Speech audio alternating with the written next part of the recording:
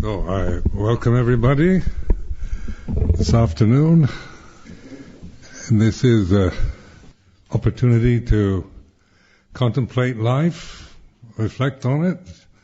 It's your life.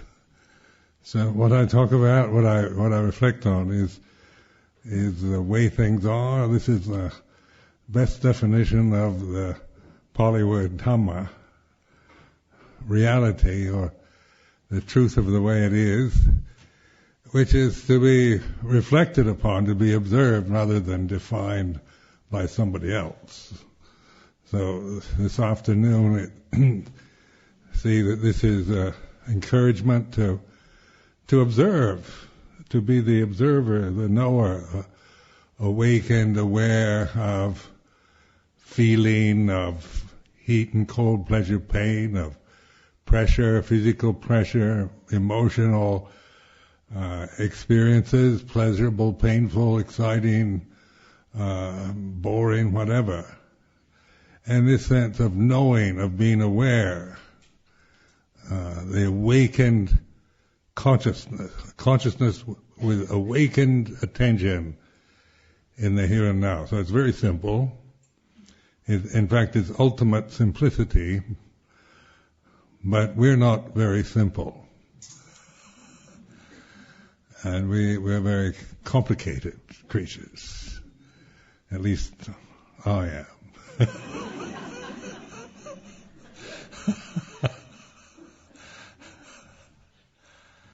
Now just point, the subject, appearance and reality, this is an interesting one because,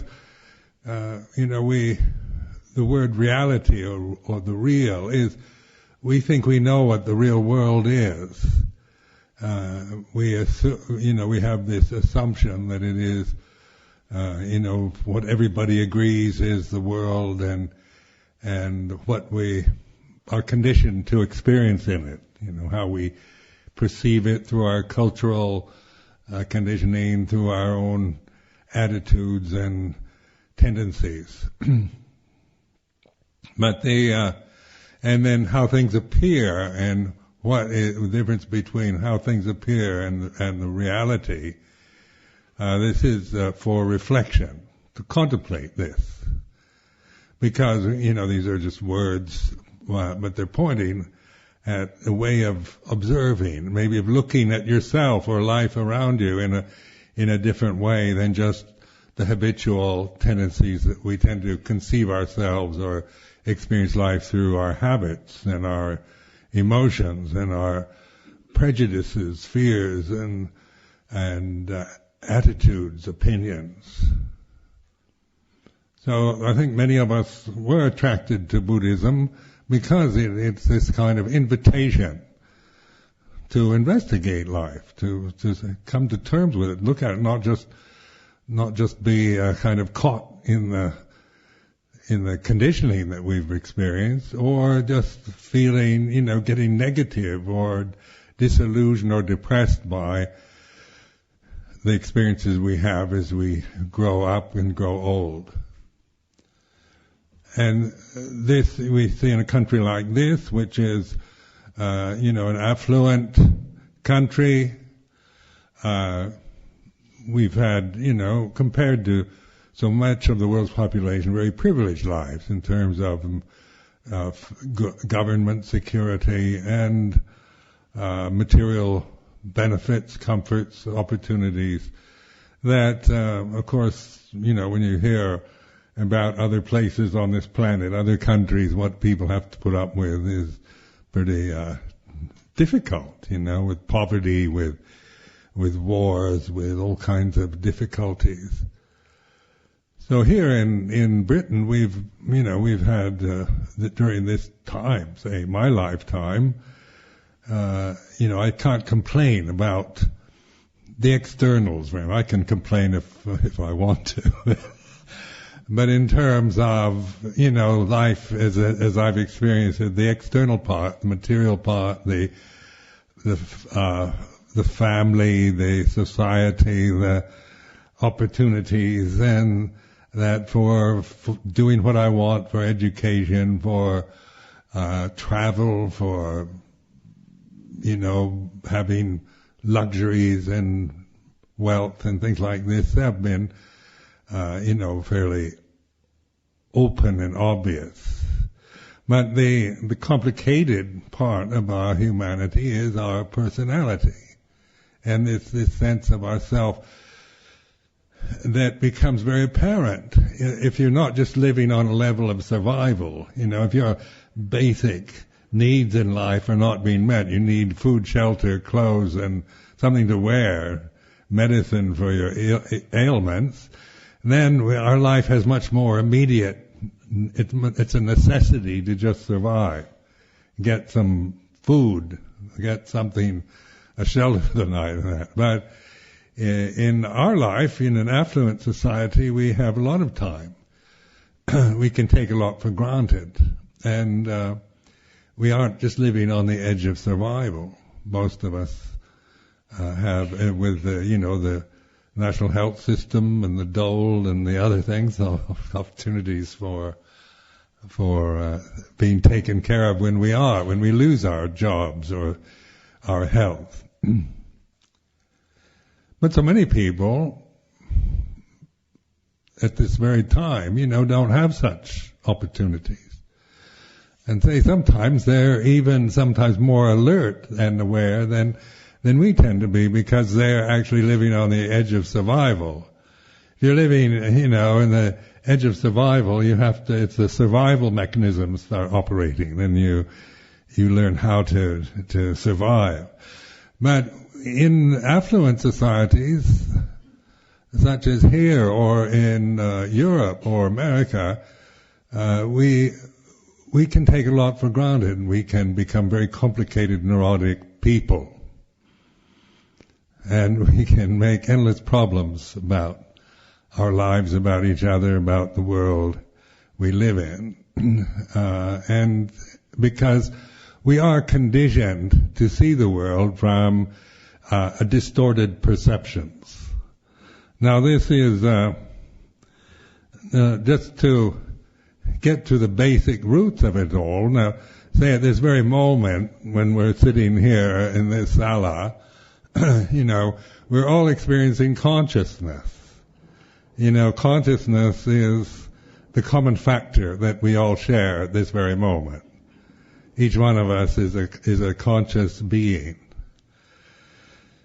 And consciousness is natural. It's not culturally conditioned. It's not personal. It's not my consciousness and yours, or, if I start claiming it, my consciousness is different from yours.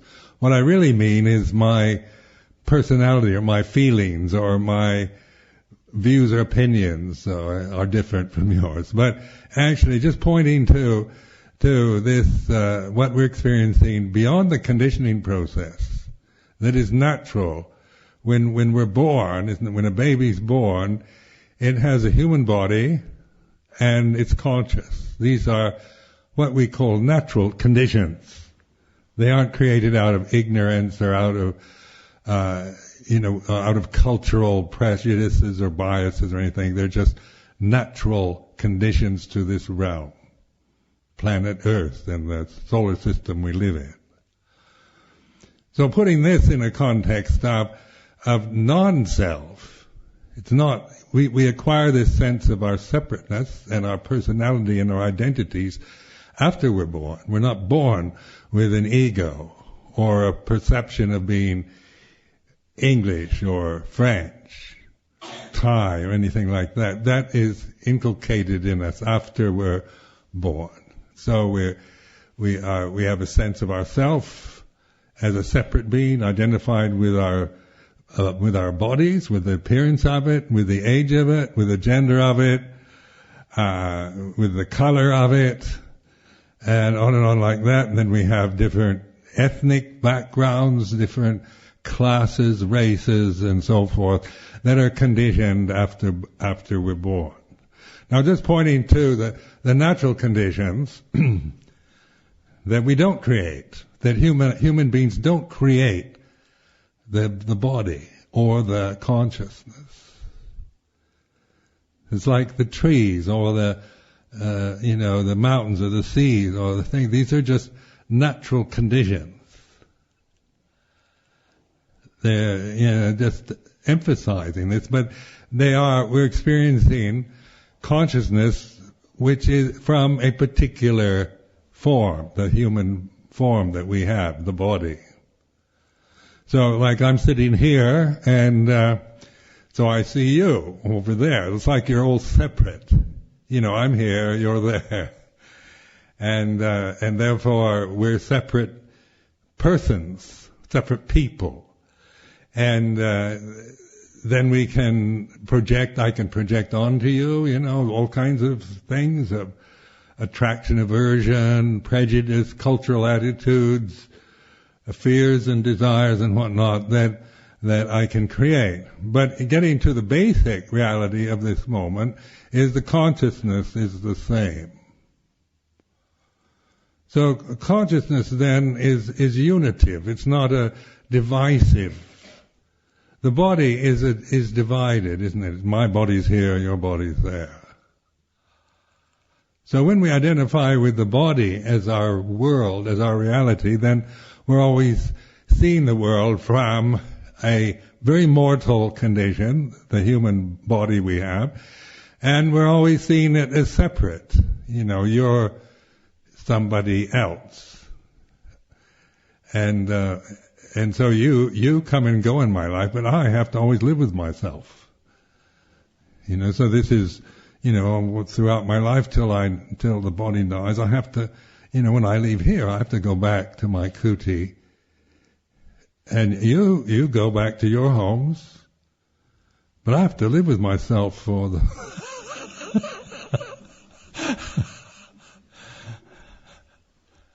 which is sometimes rather difficult. So, especially when the self, it does get very complicated. Now this, also, contemplate the realm, this realm that our bodies are experiencing. This is a sensitive realm.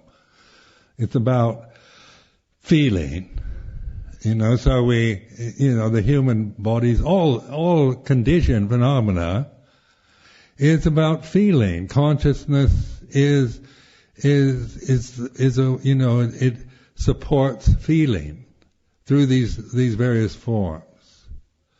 So the forms, we can feel hot or cold, hungry, full. We can feel happy or sad, pleasure, pain, healthy or sickly, indifferent.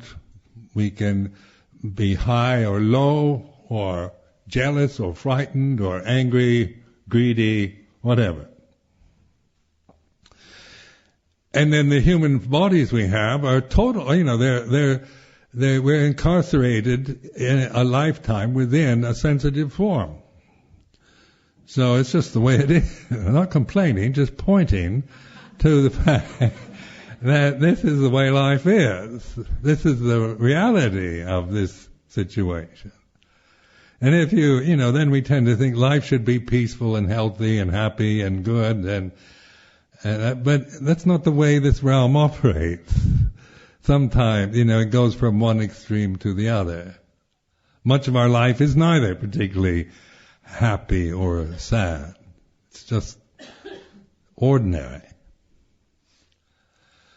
So when the Buddha was pointing to Dhamma, or reality itself, now I like, as the years pass by, this word Dhamma is a Pali word, and it's a word that doesn't quite have the same, you can't really find a really good English equivalent for Dhamma. So we take the word itself and use it in the English context. Or, as I get more insight and understand more, then I begin to see Dhamma is reality itself. It's the real. Dhamma is reality here and now.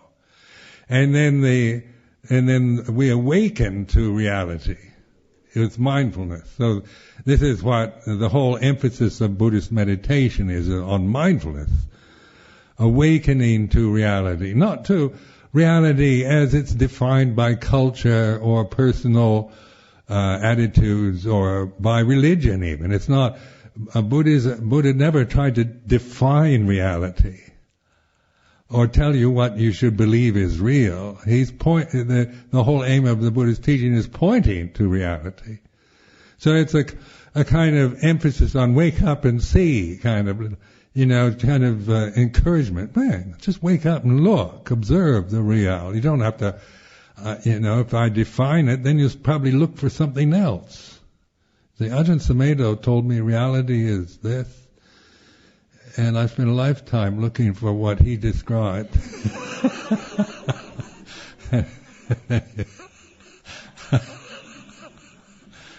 So that doesn't work.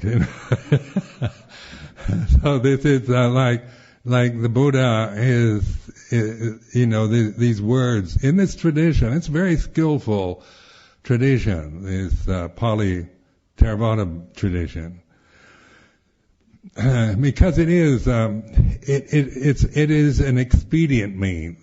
It's taking language, the ability to think, taking words, and using them for pointing, for giving us a perspective on something, for not just telling us what we should be or how we should live or what we should do, but it's the emphasis on awakened attention to life, here and now, the deathless reality, ultimate reality. We put it in terms like ultimate reality, or the deathless. Now that deathless reality is beyond thought, isn't it? You can have the words, but try to conceive, try to imagine deathless reality. I can't. Mine goes blank every time. And then we say, there's a deathless reality. It's maybe a kind of vibration, energy, and then we start wanting to think of it in terms of energy or vibration, or maybe it's a God or a deity, a creator force. When we get into complicating it all, So then these are ways that people try to contact it or awaken to it or recognize it, and religions give various ways of doing that. But this is this style is definitely the Theravada Pali tradition, which restrains itself from trying to tell you anything, but it's an encouragement to wake up and look, because this is your opportunity as a human individual to understand, to recognize the ultimate reality here and now. Now, the condition that we're experiencing, everything that we experience through the senses is called conditioned phenomena. It's phenomena. So through seeing or hearing, smelling, tasting, touching, thinking, emotions, everything that we experience in consciousness is phenomena or conditions. And these conditions are, some are beautiful, ugly, good, bad, right, wrong. They have all different kind of qualities, different aspects, complicated, simple, good, bad, heaven and hell. And this realm is about that. We're experiencing, pleasure and pain, heaven and hell, success and failure, praise and blame. And to the average person, the average individual, time is our reality. Time is reality. But the Buddha pointed to the timeless reality. So this is another thing that rather is worth investigating in yourself. Like your body's a time-bound condition. So you get born, you grow up, you get old and die. It's what the body is supposed to do, because it's a phenomenon, and because it was born, then it will die. And so this is the pattern of conditioned phenomena. Then taking the word phenomena and then taking it to the noumena. The noumena is where phenomena arises and ceases, begins and ends. Now these are words, I think they're probably of Greek origin, noumena, phenomena. But they're interesting to use because they're ordinary enough in the English language. But noumena then isn't personal. It's not about my noumena and your noumena. I mean, we can misuse language like that if we want, but it's not understanding, what these words actually mean. So the word phenomena or conditions, phenomena, the born, the created, the formed, all that begins and ends, arises and ceases. This is about time. So the world that we live in believes in time. Now this is the first day of August. I had to change my calendars. People give me the most beautiful calendars every New Year. And they're so beautiful, I have a hard time giving them away or getting rid of them. Because they don't make just ordinary, sloppy, boring old calendars these days. People go out there.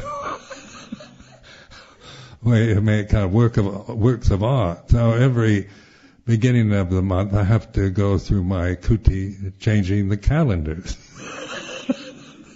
Around July to August. So that's what I was doing this morning. A busy life I have.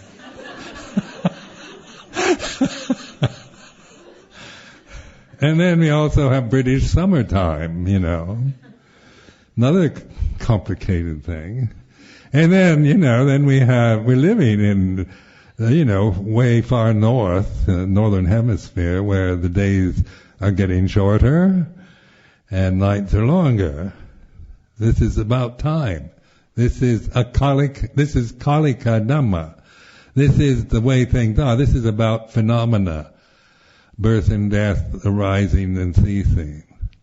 And this whole realm that we're experiencing through the body is about birth and death, and feeling, and change. So contemplate that. This is just the way it is. It's not saying we're not making any criticism or judgment, it's just noticing. Now if you really pay attention, you really begin to see it, that there's nothing that you can, you experience through your senses, through your body, through the mind, that it has any permanency whatsoever. And then we live in this realm where we have very little control over it. How much happiness and health and fairness and justice and rights and all this we have, because the conditions are dependent on other conditions. The alignment of the planets in the sky, the sun and the moon. Who knows what's out there in that vast universe that's affecting us at this moment. All kinds of possibilities in the infinite planetary system, stars, and maybe beings, energies, forces. Then just on the planetary level, the changing of the seasons, the day and night, and then the aging of the body. And so we have to deal with, I just had my 76th birthday. So, I have to look at this body now as a 76-year-old body. And that's time, isn't it? The body's about time. And then we believe, if I believe I'm the body, then I'm a 76-year-old man. Fair enough. That's the way the conventional world thinks and believes. I'm not criticizing, but just pointing out. Is that what we really are? An aging physical body? Or that which is aware of age, of the thinking, I'm 76, or I'm this body. So this is where the emphasis of the Buddha on mindfulness. Now this is really unique to Buddhism.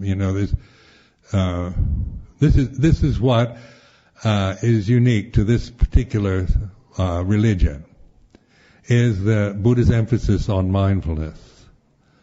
Because it's now, it's such an alien word in our society. To be mindful usually means to be mindful of something, like be mindful when you get off this stand, or be mindful when you cross the street, or things like this. So we recognize it as kind of being mindful of something, of danger, or of some condition around.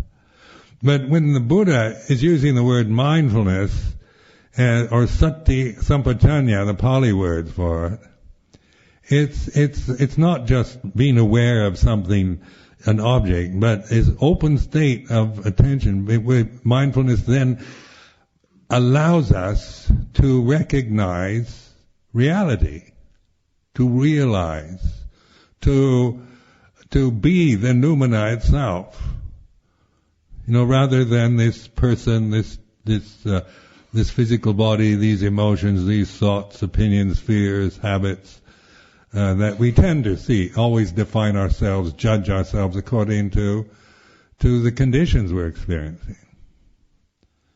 Now when you think of yourself as a person, well, it's usually through identity with your physical body, isn't it? And then you identify with your feelings and your memories. And as you define yourself through my memories, my life, my body, my thoughts, they're all different than somebody else's. With all the people in this room, we're all conscious, but each one has their own particular perception at this moment. What you're thinking or feeling at this moment isn't going to be exactly what I'm thinking or feeling at this moment. So when we are habituated, identified with changing conditions, then we always feel some dis-ease, or something's missing in our lives, there's a lack of something. And so we think if we just had more money, or met the right person, or could get rid of the illness, or not grow old, or live in a perfect society where everything is perfect. But then we think that we have to find something or get something we don't have, rather than awaken. So the simple act of mindfulness, it's an immanent kind of attentiveness in the present that includes everything at this moment. Whatever it is, physical, emotional, thoughts, memories, pleasant, painful, whatever. It's not mindfulness and wisdom, they combine. Mindfulness with wisdom means then when we're mindful and we begin to recognize the value of mindfulness and cultivate it, then our discerning abilities improve. Wisdom is being able to discern the real from the unreal. Discernment it's not saying the real's better than the unreal.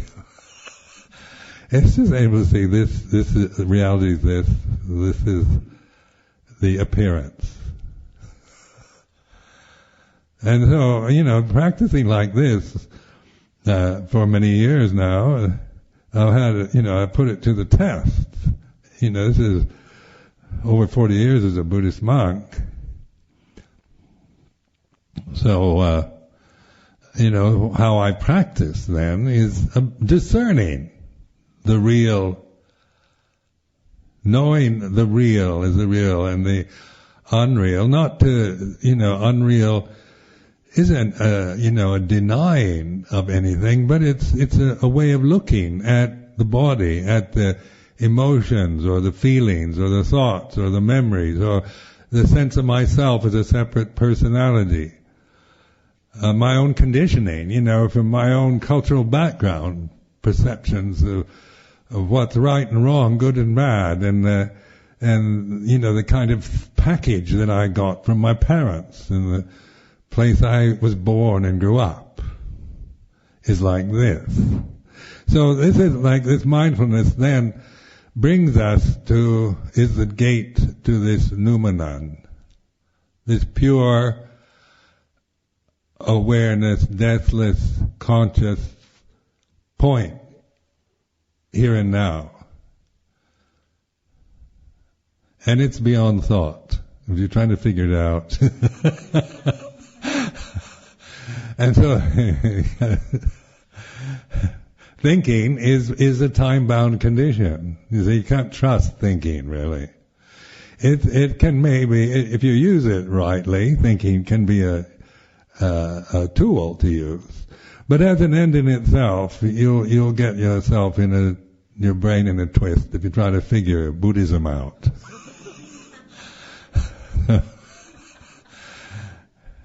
Like Ajahn Chah, when somebody asked me about anatta, he says, if you think about it, you'll go crazy.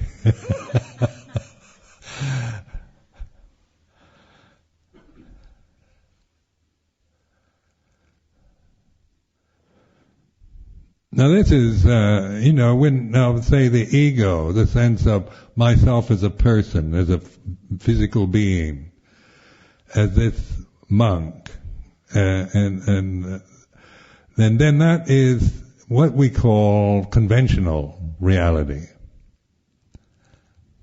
Like Ajahn Chah would always use these words, conventional reality and ultimate reality. So like samut satcha in Thai, samut,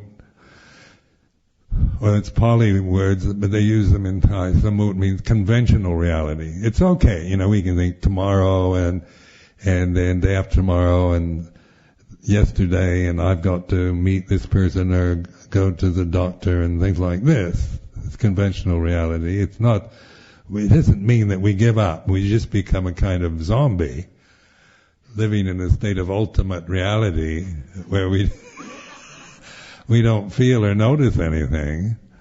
But our relationship to conventional reality has changed from grasping it and identifying with it, being caught and victimized by the habits and conditioning that we've had, to understanding it, seeing it for what it is, discerning it. It's like this.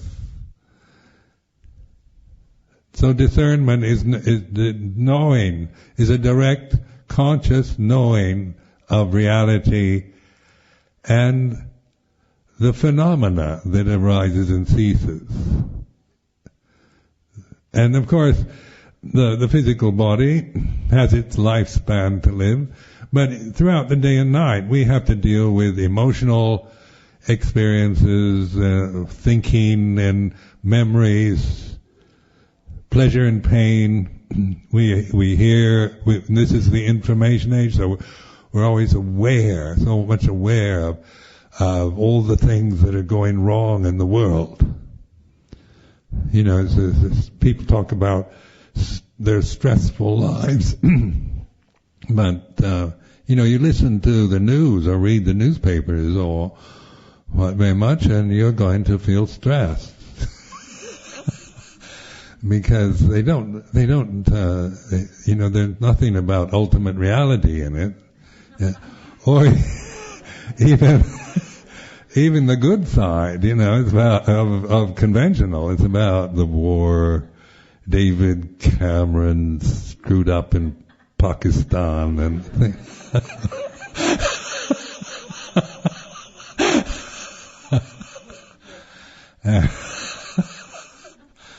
and I'm like this, and then the terrible floods and that they're having in China, or you hear at one time, 100 years ago, China was having floods and nobody'd know about it, but the Chinese living there. But now we know what goes on in Kyrgyzstan and Darfur. Who ever heard of Darfur?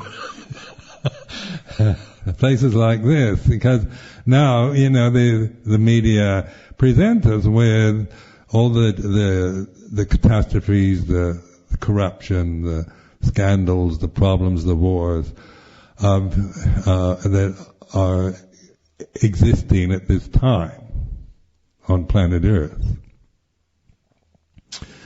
And so then we hear all the news from gossip from the neighbors and on like that. We have our own personal problems in life, our relationships to family and workplace and so forth. So this is the realm of conditioned phenomena.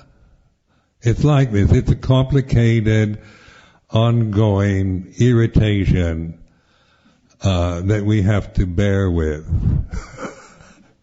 and then it's just the way it is. And we would, so it's this awakened awareness of it that changes our relationship to this realm, the sense realm, the feeling realm. It's not a denial or a rejection, but changing from being blindly grasping, helplessly caught into these changing conditions, not knowing what's happening or what to do about it, just a kind of helpless victim of circumstances, to being aware of change as we have to experience individually through our human forms. Now I find, I can bear that, whatever I have to bear with in my life, if I see it in a personal way, then I think I can't stand it. My early years of training as a monk in Thailand, it was the mind would, you're trying to adapt to tropical weather and different lifestyle and everything. So you think sometimes your mind says, I can't stand it. I can't stand it. It's too much. And then, so my emotions would start believing, I can't stand it. But then I'd start noticing that I actually can stand it. And I'm standing it.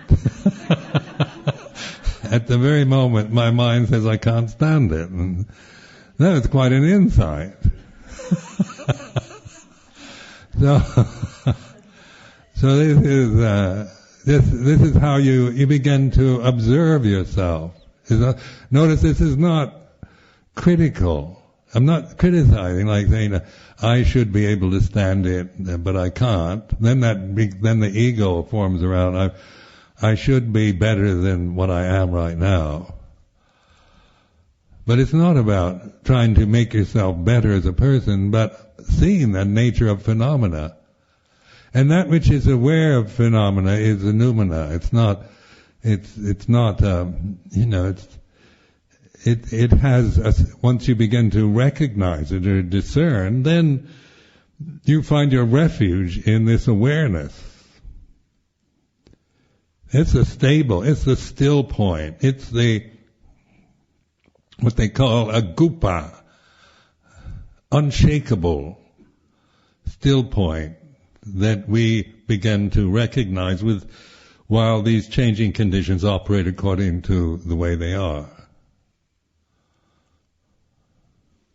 Now this is quite wonderful, isn't it? And to me, when I started out with Buddha's teaching, it was all up in the head at first, and so I doubted it and wasn't quite sure about it, and but it did, and something in me did relate to it, and something worthy, at least to try to understand. And so, over the years, having opportunities to practice, this has been opportunity to really break through a lot of the fears and the habit patterns that I accumulate. and to see, to discern, to have a confidence in discerning reality. It's not based on supposition or on the ego. If it's the ego thinking about, do I really understand reality, then I go into immediate doubt. The ego is based on thinking. When you contemplate yourself as a separate person, it's always through your thinking. I'm this person here, you're that person there. I'm a man, you're a woman. I'm this and you're that. And it goes on into the thinking that thinking is divisive. Thinking is a useful condition, but it's very limited because it is a critical function of the mind. We think this is bigger and this is smaller, this is better and that's worse. This is heaven, this is hell, this is right and this is wrong. So the thinking process, we're all educated to think. Modern education is about thinking, about reason, being reasonable, logical, analytical, scientific, sensible. But also to put thinking in its proper place, it's for criticizing, for comparing one thing with another. And of course conditions are different, so some are going to be bigger than others, smaller and better or worse, or right and wrong, good or bad. Fair enough, we're not trying to say all conditions are exactly the same, they're all, because that's the lie. They're not the same. Conditions are all that is different. Condition phenomena is about difference, about change. And then that which is aware. So this is this word aware or mindful. Sati sampatanya. This is the occasion that we have to abide in a natural non-state. Now that doesn't make much sense in the logical natural non-state. Think about that one.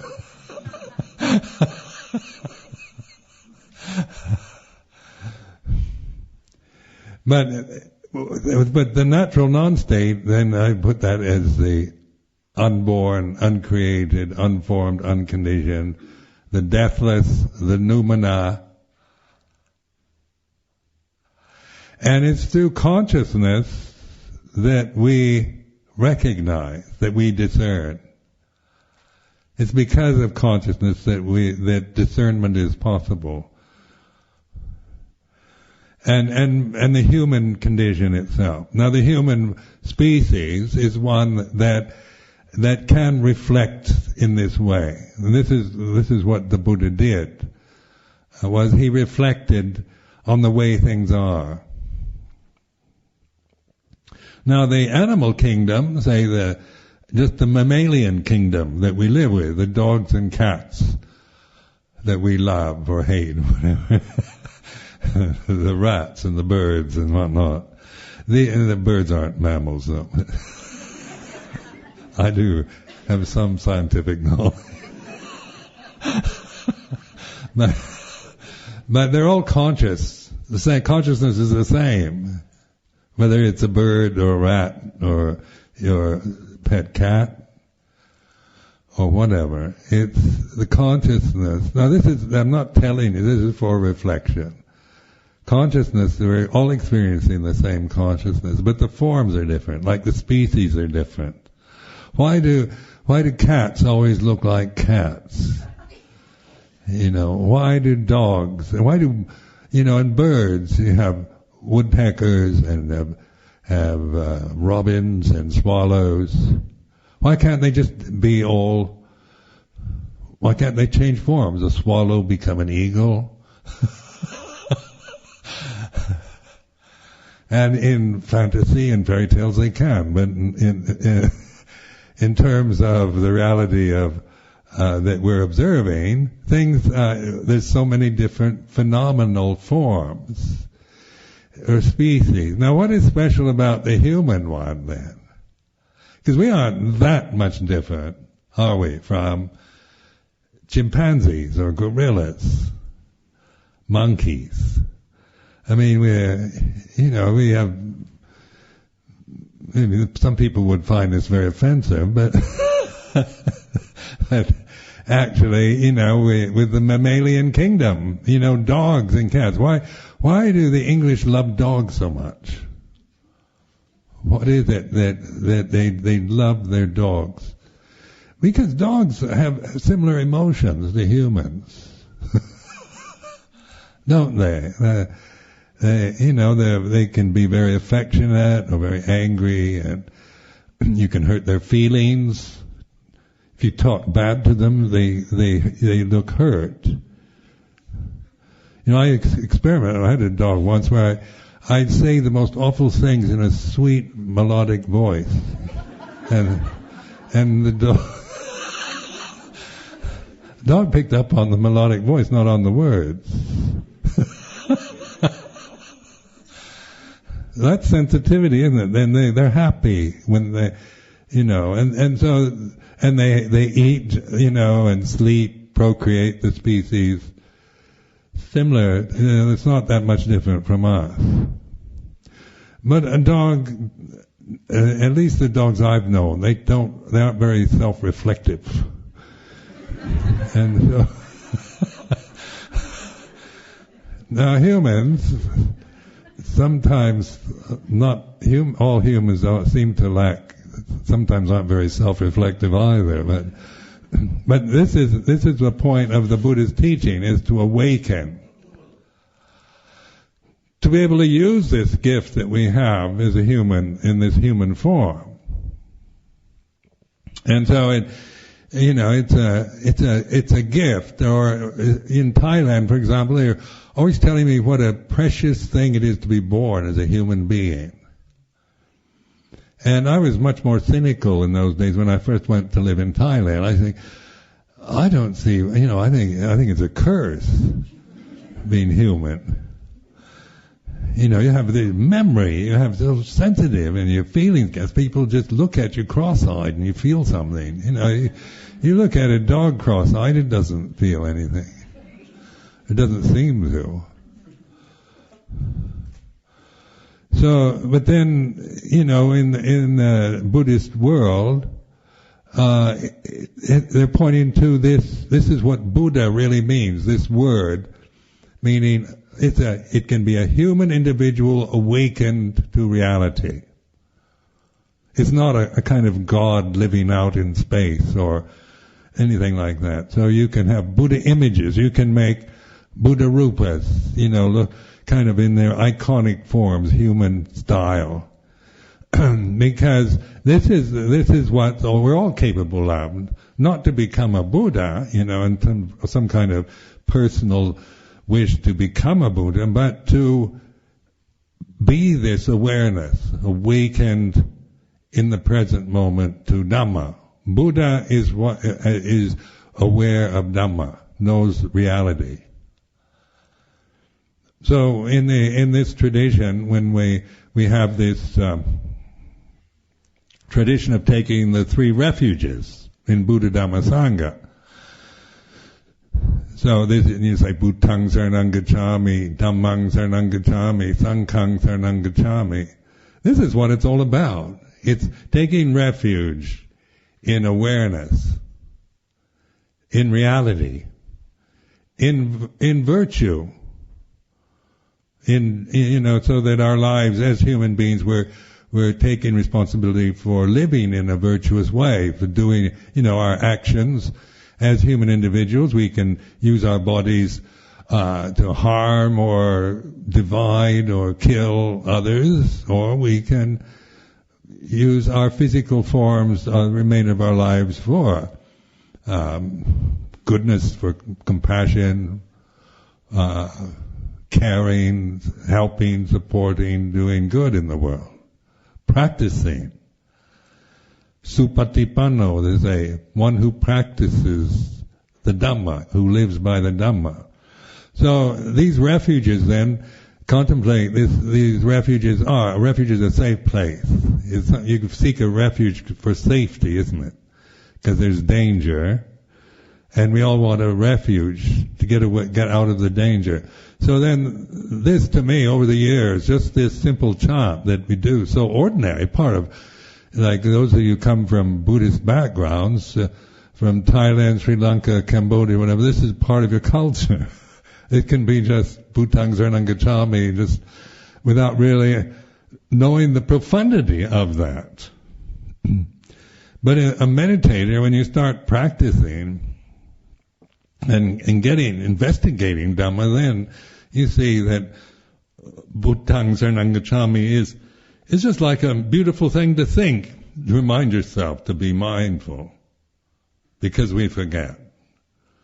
The world impinges on us, our karma ripens, things happen, and then we react.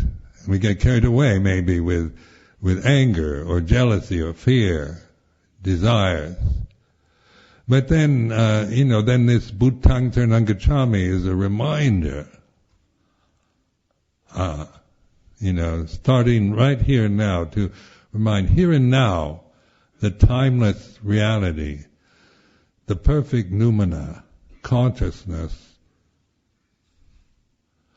And this is what we call bhavana, or cultivating this way. Now this is like in vipassana meditation. There's a lot of interest in, now in this word vipassana, which is a Pali word, which means insight into Dhamma. So it's having insight knowledge having direct knowledge of reality. And then cultivating that, because we live in a society that is deluded. So so we operate, we have to live within the conditions of this society we're in. And of course it triggers off our various tendencies, our fears and desires and jealousies and emotion, anger and resentment and so forth. That's just the way things are. But our relationship now has changed from trying to stop or change or control, toward trusting in Bhutang Saranam Gacchami, in awareness here and now.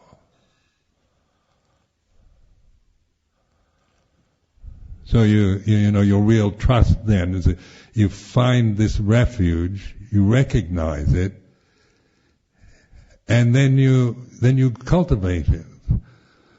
So say like in monastic forms like this, it's about cultivating this kind of awareness. This is what the whole purpose of monasticism is to use this kind of traditional form for awareness, for cultivating the path. So it has its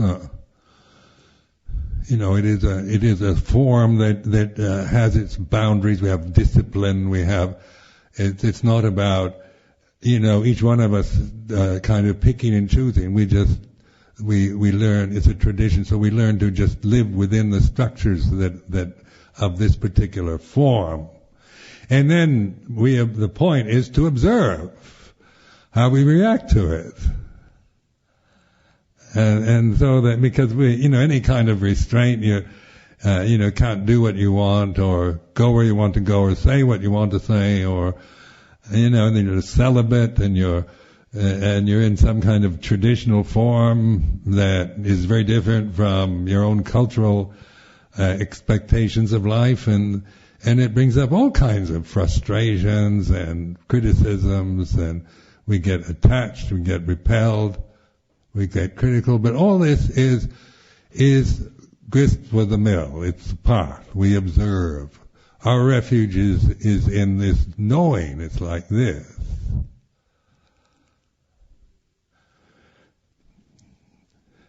So then it's cultivating the path. At first you have to know the path to cultivate it. It's not an airy-fairy path. It's not like some kind of abstract thing that's dependent on conditions, on any other condition. It's just a matter of recognizing it. Ready? This is the path. This is the real. The appearance is like this. The appearance of this moment is like this. So it includes everything. I'm not saying that, whether it's right or wrong, good or bad, but it's like this. The appearance, the feeling is like this. The phenomenon is this.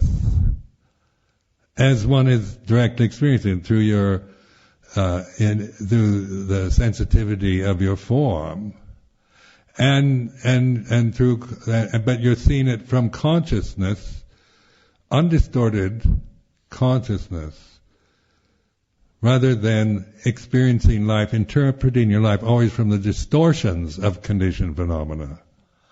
So like the suffering that people talk about, that is the first noble truth the Buddha pointed to, is the suffering we create through our unawakened habituation to and grasping of conditions, of phenomena. So we interpret experience always through a distortion of something, like the ego, the sense of me, Ajahn Sumedho, and as the sense of myself, the separate person. If I interpret life always from this perception, I'm distorting reality.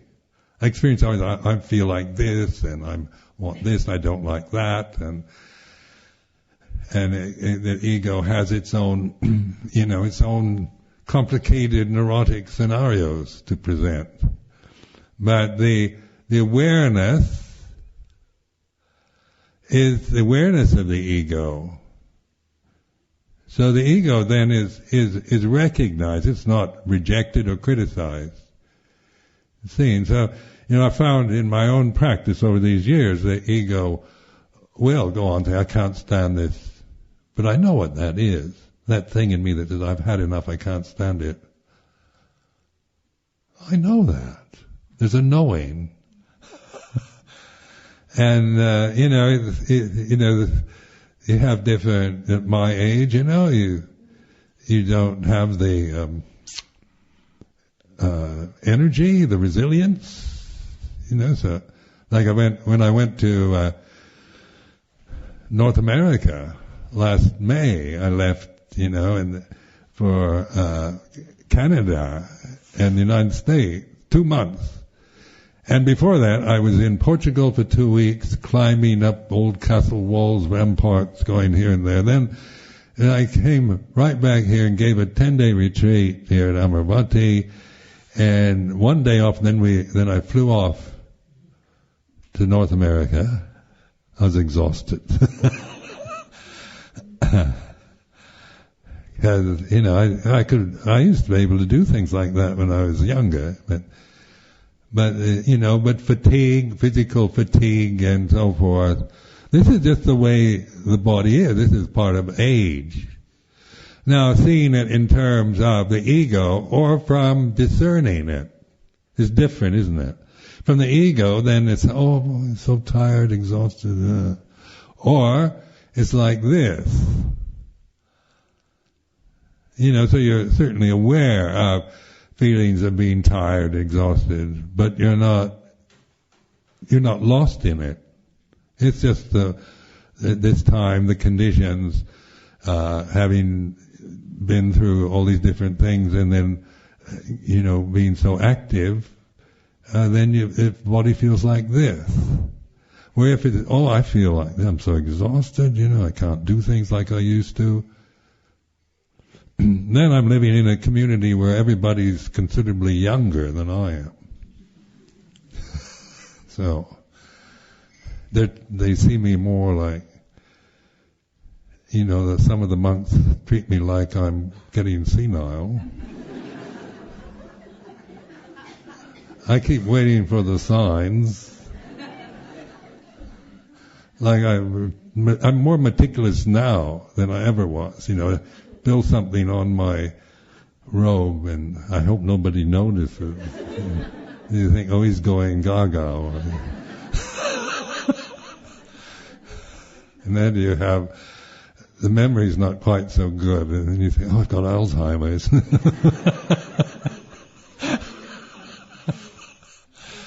That's the ego, isn't it? The ego does that. Worrying about what people, well, they're all thinking I'm getting too old, or I'm getting dementia, or senility, and of course this is, we create these words and identify with these concepts or fear them. But there's also, at the same time, a knowing of this. No longer giving it, experiencing life through these perceptions. If I give them, if I cling to these perceptions, then I suffer from changing conditions, from aging and worrying what other people think of me. But or what I think they think of me. And then if I see it in this way of discerning, there's no suffering in it. So anyway, the tea has arrived. Yom Lada is forever always trustworthy. She's been doing this for years. I never say you've got to do the tea. She naturally takes it on. So anyway, I want to invite you all for a cup of tea, and then maybe 20 minutes, if you're so inclined, we could have discussion.